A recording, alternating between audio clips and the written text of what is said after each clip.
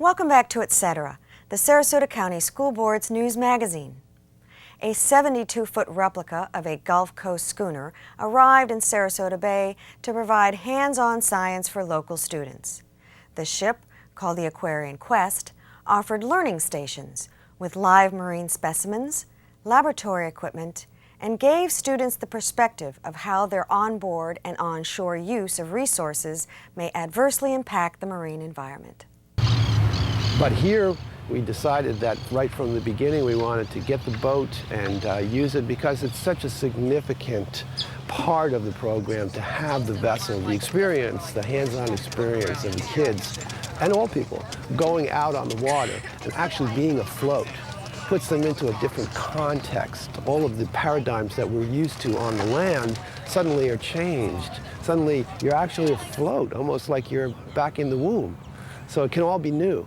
And in that context where it's all new, everybody is more, their acuity is tuned up. They're open to the newness of it. Bottom line of what we are doing is we're teaching the interconnectedness of all life so that young people and all people who are interested can recognize that we are stewards of the earth.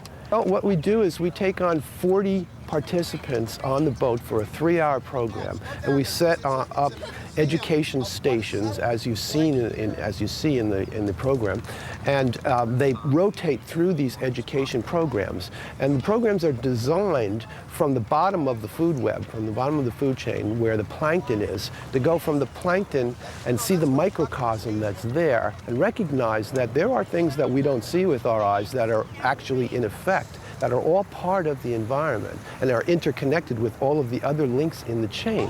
And the participants go from the plankton station, they go to the fish station where we have aquatic specimens of fish that we've taken right out of the bay, put them into our aquarium, and we talk about them and the conditions of their environment and how important the quality of water is to their environment. Then they go from there and they go over to the water testing station where we actually do a field test to determine the dissolved oxygen content in the water, because the dissolved oxygen content is one of the indicators of the overall health of the aquatic environment.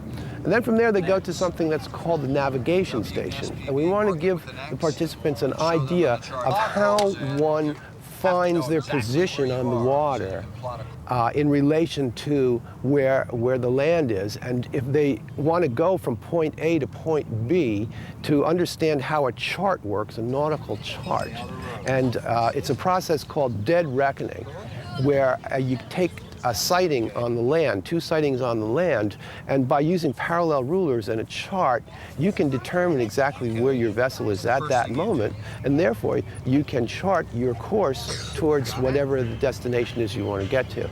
The reason why we use this replica of a Biloxi schooner is because the boats that sailed on these waters from places like historic Spanish Point were schooners very similar to the boat that we're using, and we selected that boat because of its similarity and its historic context to this area, because we want to give people some sense of the continuity of time and of their place here, and how things were done in the old days, and how life was different then.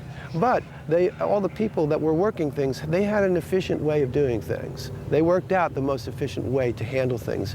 And that particular type of vessel is designed to work the waters around here. They were actually found from Mississippi, Alabama, the coast up there, all the way along the coast, the whole Gulf Coast, all the way down here along Florida.